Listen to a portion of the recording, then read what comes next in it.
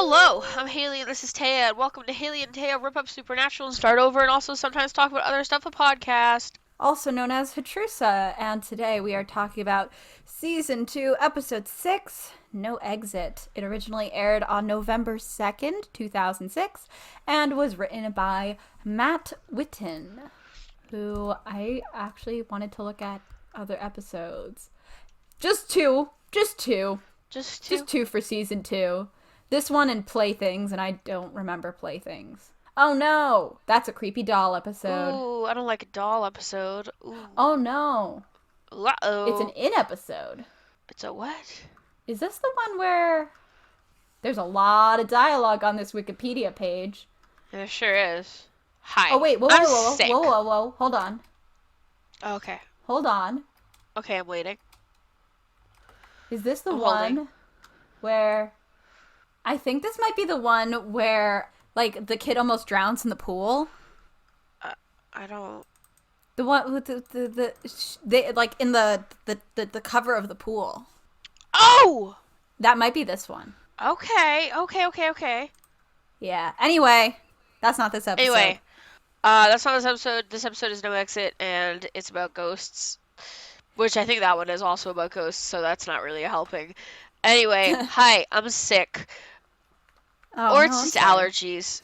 My I don't allergies know. have been pretty garbage, so Dude, it could it's be so either. bad. It's It could really be bad. both. It could be both. Mhm.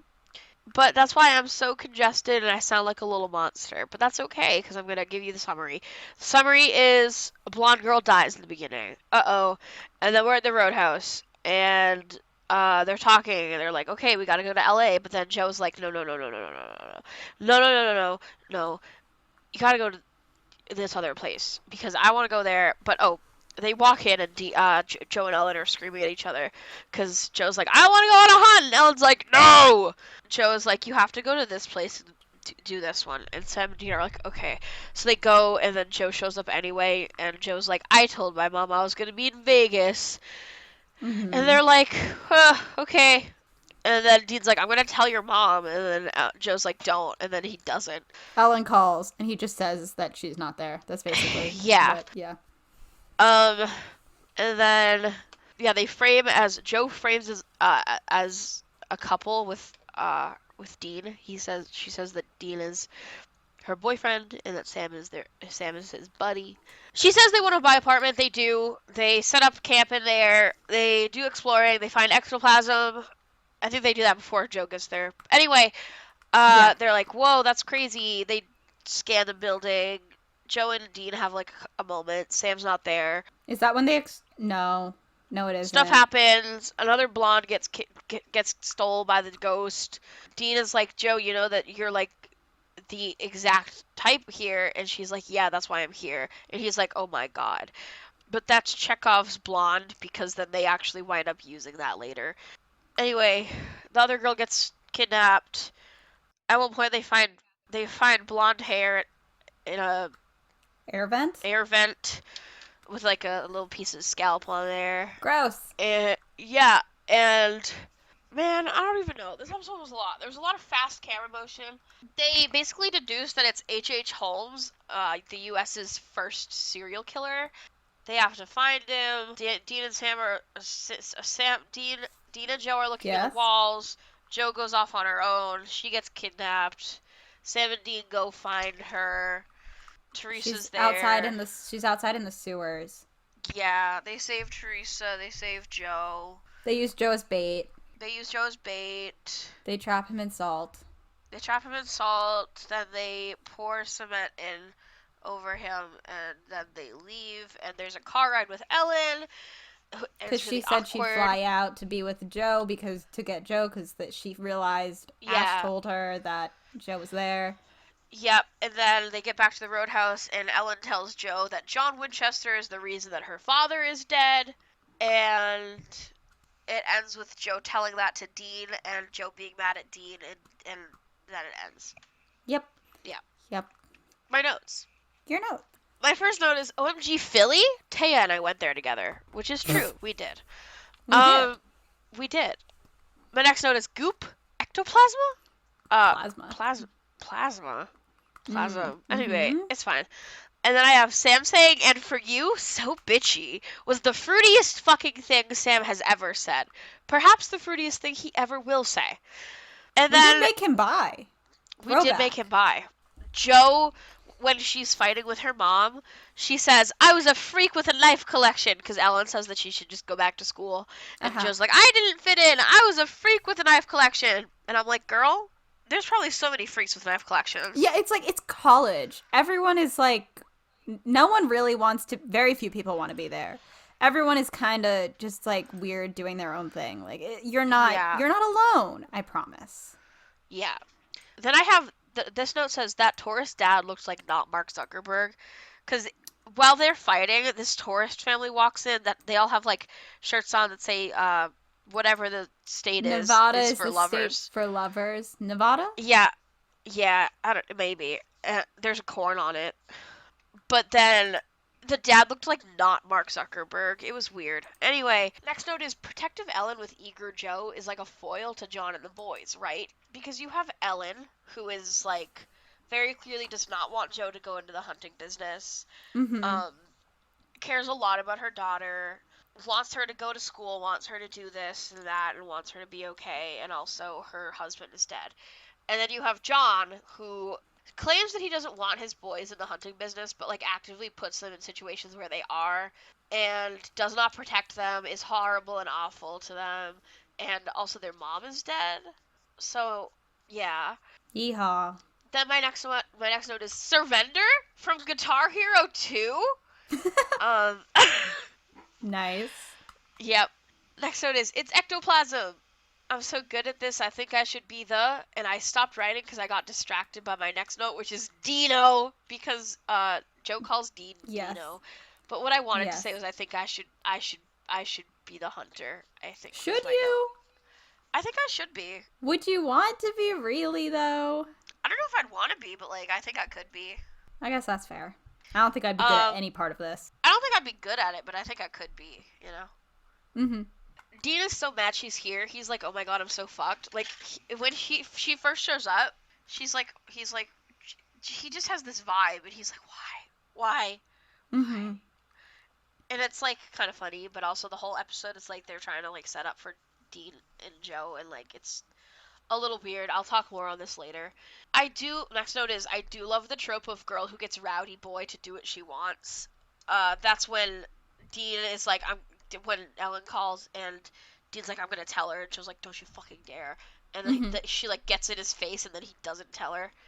Yep. Um, that's a trope that I do like a lot. Then I have Joe has never been afraid to call them out for their bullshit, and I wish she was still alive, because she just gets mad at Dean because Dean's like, you can't do this, and she's like, okay, I'm sick of the chauvinist shit, and he's like, okay, well, this isn't gender studies, and first of all, Dean Winchester knows what gender studies are. I don't know if he really knows. Let's be real. Does he really understand it? Doubt Okay, it. let me rephrase. Dean knows that gender studies exist. All right. Point Um, made. then I have the note, yeah, but I'm a little twisted, because Oh Dean my said that. god. Joe was Yeah, like, yeah. They were talking about how he enjoys the hunter life, and he's like, and "Yeah, Dean but goes, I'm a little yeah, but I'm a little twisted." twisted. It's like, okay. I was like, okay, Dean. Then I have a quote from me. I said, when Dean was reaching into the vent, I was like, wow, I hope he pulls out a hand. And then Dean pulled out a wad of hair attached to bloody scalp, and I was like, this is somehow worse. It was worse. It was worse. Like, I don't It know was how it's absolutely worse, worse. but it is. It was worse. Then I have, how is Dean sleeping like that? He's a freak. I like him. Okay. He slept weird on a chair. That's it. He's so It was like strange. the worst. It was like the worst. Like, I've slept in uncomfortable chairs. I get it. It was like the worst way to sleep in a chair. He was like twisted. It was like Yeah. not in the brain sense like he said previously. Like he's literally twist like a pretzel. Not Um, bad. Not good for your back. No. Then I have when Dean insults Joe's dad's knife. Because Joe has this shitty little knife that she keeps like twirling around, and like she's not even twirling it good. She's like, for somebody They who want us to supposedly has a think knife that collection. Yeah, they want us to think she's twirling it well, but the actress clearly hasn't had enough time to really like perfect it in like a very smooth way. So it just kind of seems like she's fumbling with it a little bit every once in a while. Yeah. It's it's not the smoothest. But once Dean is like, okay, she's staying, she's not leaving. I better Yeah. like give her slings so that she can protect herself. Mhm. He gives her his like good knife. I think it's the one that's like a jawbone for a handle or whatever. And she's like, he's like, that pig stick's not gonna get you anywhere. And then he Mhm. takes it, and there's her father's initials on it, and she's like, Blah. yeah, William blah blah Something. Harvell. It's my dad, and I was like, oh, nice one, Dean. And Smooth. they're supposed to have like a moment there, but the whole time I was just like, okay. Um, and I think that's where the lighting is weird again, and Dean's Yes. freckles were very clear. Yes. That's my one. Dean looks so cute when his freckles are very clear. Joe is literally 19 or 20, girl, Miss Thing. Like, Taya and I are both in our 20s.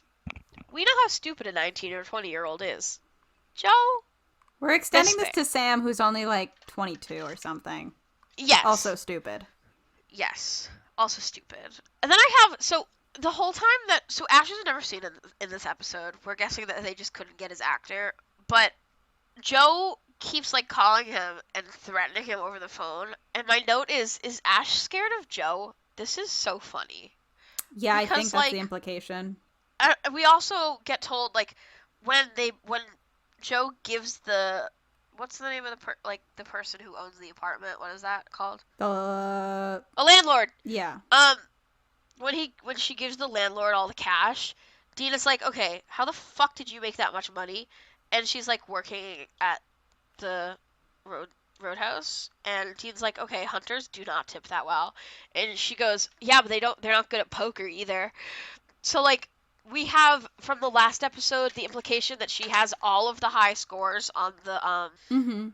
on the game, the Arcade. shooting game. Yeah. Yes. And then we know that she like roasts the fuck out of them in poker. Probably steals from them. Like I love her. Then my next note is H.H. Holmes. What are the odds indeed? The antagonist of this episode is H.H. Holmes, the world's no, America. America's first known serial murderer. Like, huh? What? What are Why you doing not? You here? know what? Why not? Why Yeah, why the why not? fuck not? My next note is ew, Dean, ew, Dean. He makes a dick joke. Not even so much a Because joke as just like a comment. yeah, because when they're sneaking around in the walls, Joe has to like go in front of him, and he makes a joke about cleaning the pipes, and I was like, no, no. Get this man out of here. And then my next note is Dean Winchester is not a sexual being until he is, but even then, Mhm. Dean Winchester is not a sexy man, like one word sexy man, like like Tumblr Uh-huh. sexy man, who can pull off sexy talk or innuendos. He can't. I don't think that he can, and I don't think that he should. That's fair. Um, I think maybe that Dean Winchester, so one of Dean's biggest traits is that he's supposed to be this smooth, like suave, like fucking motherfucker who can just like make women swoon, right? Yeah. I think that he should be more awkward, Mhm. and I think that would be funnier. Like not even Probably. awkward in like that. Like he should be more awkward, but like that girls should not be as receptive to him. They're Is what very I mean. receptive to him. And I'm They're like, so receptive to are him. you sure? Right. Then I have you promise. That's not the first time I've heard that from Winchester, and that's Ellen talking to Dean after, because she calls and finds out that Joe's with them. When she finds out that Joe's with them, and Dean's like, she's kidnapped. But that quote, I was like, I think there was just implication that John got William killed. Spoiler alert. Yes. Yes. Then I have Joe waking up in a little box, like, shit, I fucked this one, guys. Because Mhm. she really she fumbles for her flashlight and pulls it out and is like looks around, and then she just like starts silently crying. Yeah. It's like I get it. It's just like god. Yeah, girl, I know. So my next note is when I said I'll talk more on that later. This is where I want to talk on it. My wording is not fully fleshed out, but I want to talk about it. Okay.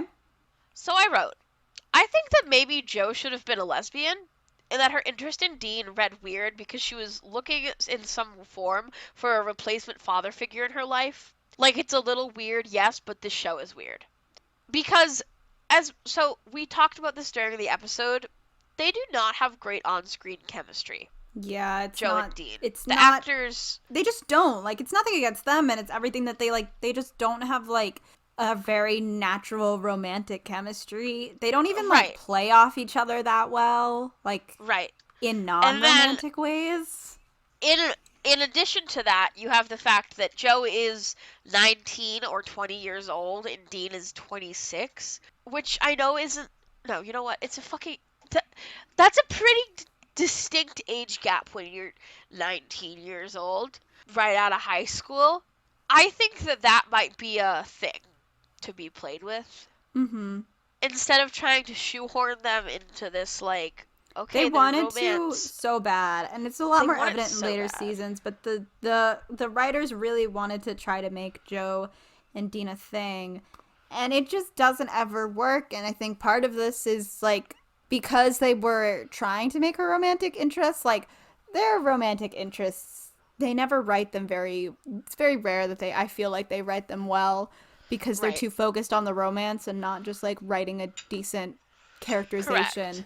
But like I said, they don't really have like a lot of on-screen chemistry. Like even when they're just like looking at each other, you're not like interested in like even their friendship really. Like I was Right. more interested in Joe and Sam's like looking at each other awkwardly in the car with Ellen. Like Right. that felt That like they had one more of like a moment. genuine connection than like any of these moments with Dean. Yes. So, I think that their relationship needs to be reworked. Mm-hmm. That's the end of that thought. Then Cool. I think that people aren't questioning any of this because they're in Philly. Sam is literally so Dean is walking around with this like rusty old shovel, and Mm-hmm. Sam's walking around with a metal detector, and Yep. nobody's stopping them in the street. Nobody's saying anything to them, and I think it's because they're in Philly. And I will trash talk Philly because I've been to Philly and also I have family in Philly, so I'm allowed to. Okay. Go off. Yeah. Then I have the ghost guys. So small content warning. I didn't think it was like big enough to mention at the beginning, but like there is a scene where she is being like felt up by the spirit, Yeah. but it's like it's only like her arm, but it's still a very creepy moment. And she does stab him in the hand to make him go away, but it happens. Yep. And my note is I didn't like Joe being felt up by the up the arm by the spirit. That was gnarly. But also, the Ghost Guy's actor was clearly instructed to like chew on some activated charcoal tablet and then spit Yep. it out, and that's how they got his teeth to look the way he did. His Yep. hands also looked like they were just rubbed in like pencil dust. Yeah. Like They were it. like, that's good enough. No. No, no, no, no, no, no. I also thought, I don't know if this is the same part. I noted it looked like he had pressed on nails. Yes, that is the part you noted that. Yeah, they were Um, very like perfectly round, but they also were raised like above the cuticle. and they were like super black. Yeah, weird choices, guys. But Um, go off, I guess. like I guess. Then I have desiccated corpse skeleton. Hell yeah. Desiccated corpse skeleton with a bug crawling into its eye socket. Oh no. This is a trope with me. Whenever whenever I'm watching Criminal Minds with Macy, when there's an episode that's like, look, they found this body and it's been missing for years and now it's just like a mummy. Mm-hmm. I'm like, hell yeah, it's one of these episodes. So that's why I was like, oh hell yeah, desiccated corpse, that's my shit. Like Yep. hell yeah. And then there was a bug, and you were like, I changed my mind. Yep. Once there's a bug on screen, I can't do that. No, no, sir. Like one time I was watching an episode of Criminal Minds and there was a spider in the background, like literally in a tree. But I saw it and I was like, no, not a spider on a tree in That's the so funny. wild. They were Yeah. outside, and you couldn't take it. They were outside. I couldn't deal with it. It was like in a web, in the middle of its web. It was Uh, scary. My final note for this episode is comedic musical timing. So they're in the car. It's this awkward car ride. And Dean just goes, let's put on some music, shall we? And he puts it on, and immediately what starts playing is Cold as Ice. I mm-hmm. don't know if that's a song title, but yeah, it is. It's Cold as Ice. Yeah. It starts playing, and it's funny because like, oh my God, that's Ellen right now. But like, I liked it. It was funny. It was good. And that's when Joe and Sam have their little like they look at Sam is in the back seat with Joe because Ellen is in the front seat with Dean, and Sam and Joe just look at each other and like there's like it's like an awkward little exchange, but like they're both kind of smiling a little bit, like they're They're trying both to like, hold oh back god. laughter. Yeah. So it was very cute, and I think that they should be best friends. And that's the end of my notes. This episode is kind of weird because like the second half is very not the second half, but most of the back end of it is just like quiet because it's just trying to save Joe and there's like not a lot of talking. It's literally Yeah. like, okay, we're going to have lots of long silences as people are trying to do things. And I kind of get it, but it's also like, It was what's happening weird. here? Like when they were Yeah. crawling down into the sewer, it's just this long shot of them crawling down into the sewer, And and parts of it are you're just just like like a black watching it. screen. And other parts are just their feet. And you're just like, okay. Yeah, I don't have a lot of lore for this one, but I am going to harp on this cement thing at the end. that's fine. This is Taya's lore library. I forgot to say this. So at the end, what they do, because for some reason they can't just salt his bones, Joe brings because his remains are like in like a They're bunch of encased in cement. like They're a in 10-foot cement yeah, I don't know block. why. I'm sure there's like a reason why in real It's life. true. Oh no, I believe that it's true. I just personally I have no idea why. But they can't just salt the bones. So what they end up doing is they use Joe as bait once they get the other girl out of there, and they basically just trap him in a salt circle. And Joe is like, well, what if like someone goes down there and disturbs it? What if there's like a storm? We're in a sewer. What if it gets washed away? Can I tell you And real quick? what? So in the episode, they did say that it was because he was afraid that his body would be used for like dissection. That is true. Oh, okay. Got it. I'm looking at the Wikipedia page for H.H. Holmes, and I mean, not that Wikipedia is always 100% factual, but again, he is a very notable criminal, and Yeah. a lot is I mean, recorded of him. yeah. I wouldn't be So, surprised. It was pretty common, even when dissection was frowned upon for oh hey, criminals to be used. Supernatural's on here. Jesus fucking Christ. But anyway, what they do is they just trap him in a salt circle, and then Dean like steals a cement truck, which I don't know how he did that, but go off. And they fill the sewer with cement. Few things. I get that they only need to fill like enough to encase the salt. I get they're not filling it entirely. I assume that'd be a lot of cement. That would be so much cement. However, cement moves things. It's not like you're like putting down a slab on top of it. You are pouring in a liquid. Well, not a liquid, but you're pulling in something that is going to harden later. And when it first comes down into the salt, it's very slow moving and it doesn't move things that much, but there is a chance that it could disrupt the salt circle. Like, it's probably not a huge chance that it would move the salt enough to break the circle. But is that something they're willing to risk? Because the answer seems to be like, apparently, and like I don't even have like a good solution for it other than someone stands down there holding a hula hoop in place at his feet.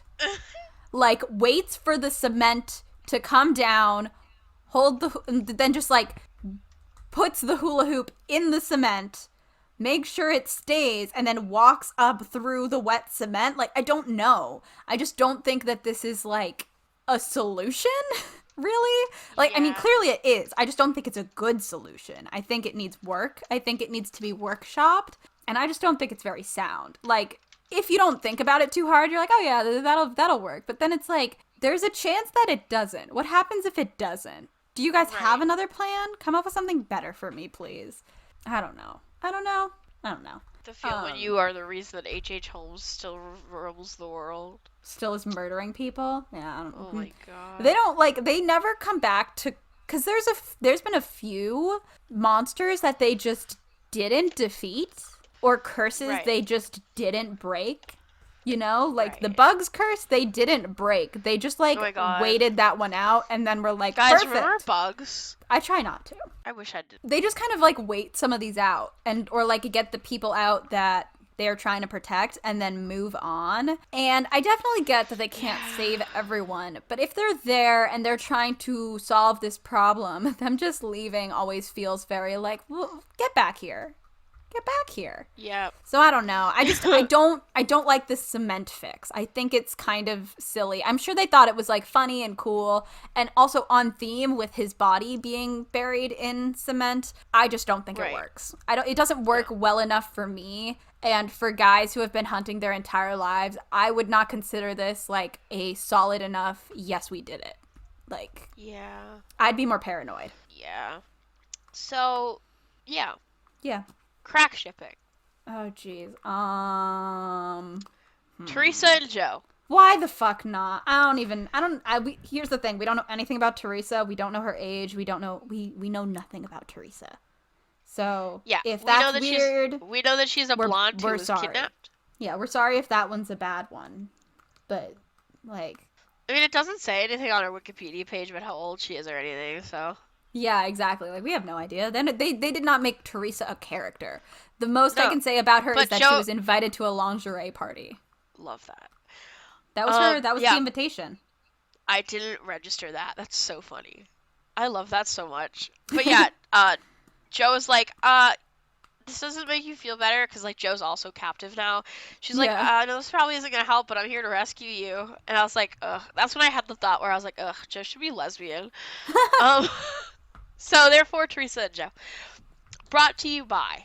Would you like to go first? Sure. I'm gonna go with "Cold as Ice" by Foreigner because that moment was good. Yeah. I thought it was funny. Today's episode is brought to you by "Surrender" by Cheap Trick. I love that song. It's a good song. It's from Guitar Hero 2. That's where it originated. Yes. That's where first ever was heard ever in the entire world. So, of course. Thank you, Guitar Hero. Fave Wiki. Fave Wiki. Today is special. I love this wiki. Well, I have two. Do you have two? I have two. So today we have doubled our Fave Wikis. We've doubled them. Yes. I'd like to go first. Sure. As it's one that we've discussed now already. And it's the fact that the antagonist today was H.H. Holmes. It's just, this is the second, like, famous, I guess, infamous serial killer that has been referenced direct, like... Yep. Well, this is more directly to, like, Gacy, but in an episode. 2 in a row? Like, come on, guys. For me? You did that for me? They did it for you! So what's your first one? My first one is going to be how this part of the summary was written, because most of the time... Well, here's the thing. This wiki page is obviously like a group effort. Different writers write different sections, and it's not always the same. Sometimes it's broken up by, like, locations. As I said, the one for the other episode this writer wrote has, like, a lot of dialogue. Like, they wrote a lot of the transcript out for some reason. But this one is mostly, like, most of the time they're like, thing, like, it's just exactly what happened, no additional parts. This one is mostly that, except for this part. With Ellen in the car, the four of them drive back to the roadhouse. Everyone is dead silent. You can hear a pin drop. Nobody dares to mess with Ellen. That's good. That's like, they really skip good. over, like, Dean turning on the radio and everything, which, like, isn't a big deal and doesn't need to be in the summary, but they do choose to write about it and, like, make, like, their own little tiny moment. I think it's good. Ellen is a badass. We like her a lot. My second one, so there was a lot of back and forth. Well, I say a lot, but it was probably like maybe 5 minutes total of back and forth during the watching of this episode of like, hey, why the fuck is this episode called No Exit? That's weird. Oh my god. Despite the fact this episode is called No Exit. There's exits. Well, yes, there's exits, but also in the international titles, I really like the Hungarian international title, which is, and I'm gonna butcher it. I don't speak Hungarian, but it's Sukik Elon Ben, and the direct translation is blondes preferred. And I just like, hello. That's the best title you could have given it, and you didn't give it to it. Yeah. All right, guys. Also, the title is taken from a play by... a play by Jean-Paul Sartre. I think that's how you say it, called No Exit, in which 3 people are trapped in a small room together in hell, only to discover that they are meant to act as each other's torturers. I get they thought they were being cool by referencing a French play. I assume it's written in French. I just don't think it fits. I just don't think this title fits. I just don't. I think they could have named it something a little bit different. Blondes Preferred is way funnier and actually fits a lot better.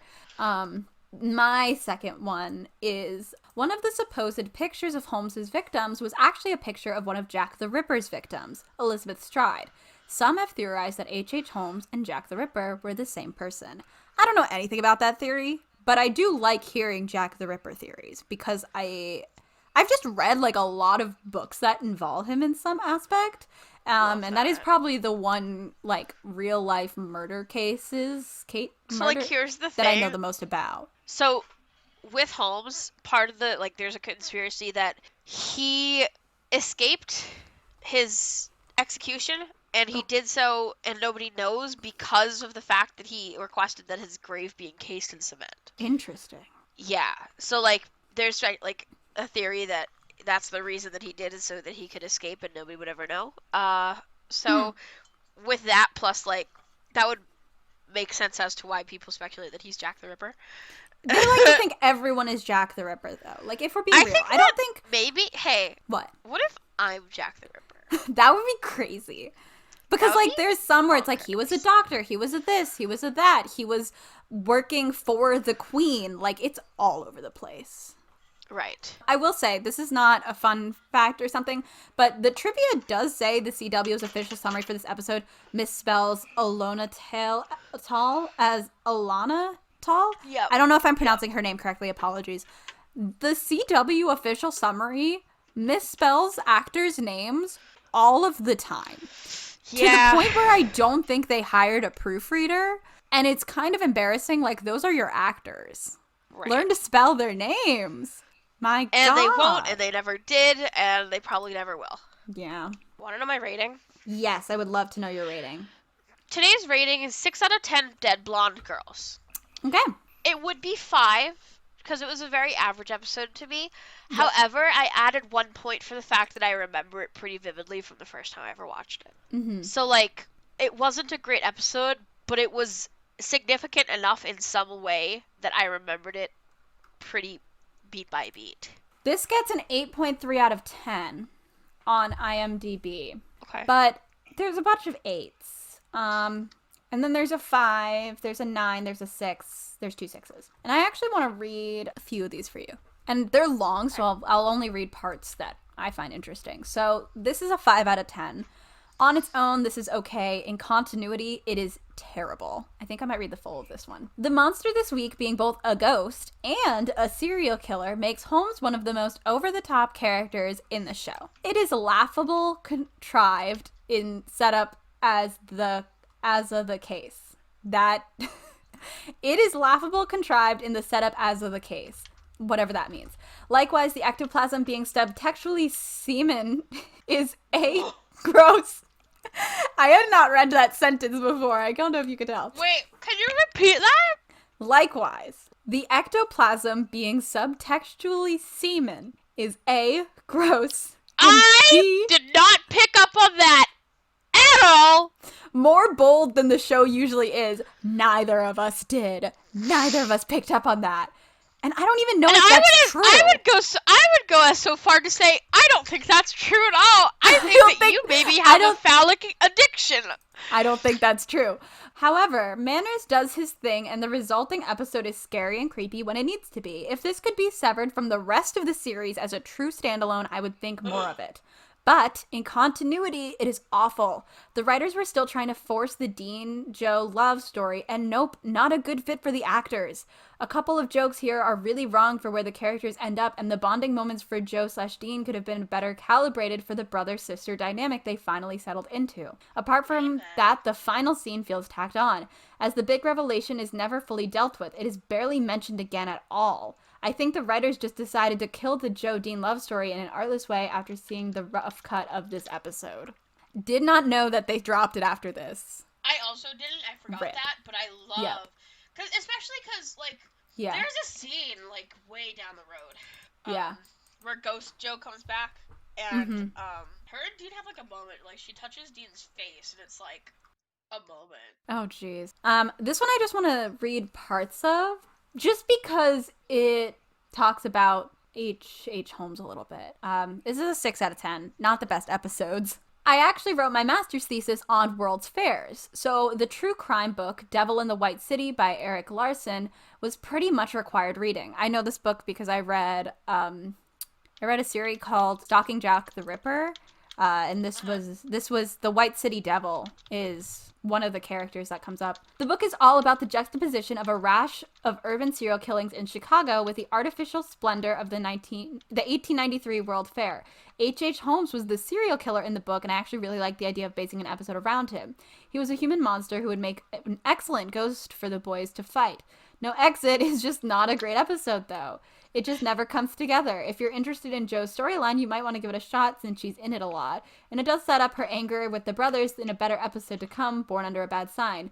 However, if you don't care about Jo, then you could probably skip it and not miss much. And then they do a summary and talk about how, they like some things and it was really hard to warm up for Jo. And they think Jo's reaction was ridiculous to react. Because it was. And we didn't really talk about that, actually. It's really complicated, I think, because we're talking about Jo's reaction to finding out that John Winchester is the reason her dad died. And she's, mad at the boys for it, who didn't even know this happened. And it's kind of like she's angry in general, and, that makes sense.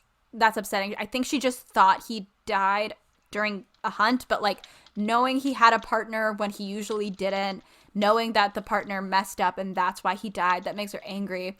But she does direct it very much at Dean. She doesn't really interact with Sam, so just pretend Sam isn't there.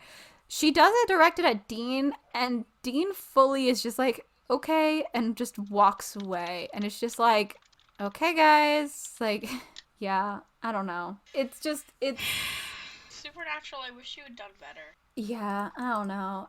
It feels like there should be more to talk about for this episode, and I mean, we've been talking for a while, but I don't know, man. Thank you for listening to this week. This is a longer episode, which is very confusing because this episode was very middling. We are available on Spotify, Apple Podcasts, Google Podcasts, and YouTube. If you like our show, consider giving it a like, a rating, subscribe, follow, whatever you do on the site that you do. Leave a comment, maybe. Follow us on Twitter. We will be uploading on YouTube eventually. I'm gonna try to do it over my next break from work. Fingers crossed, which is in a couple of weeks. So hopefully I'll get those all up there. Tell your friends if you think they might like our show. You don't have to like Supernatural. You can just put us on the background for some words to listen to. Yeah, for some words, some funny, some goofs. Sometimes you gotta listen to some words. You could hate Supernatural. And that might we do. Be I do. You. I don't know if Haley does. I hate Supernatural. I hate this place. I have a complicated relationship with Supernatural. I think that's fair. Hey, Taya. Hey, what? I have a question for you. Sure, go for it. Do you remember when Dean Winchester was framed for murder? I do. We're going to revisit that at some point in this next episode, which is called something. The Usual Suspects?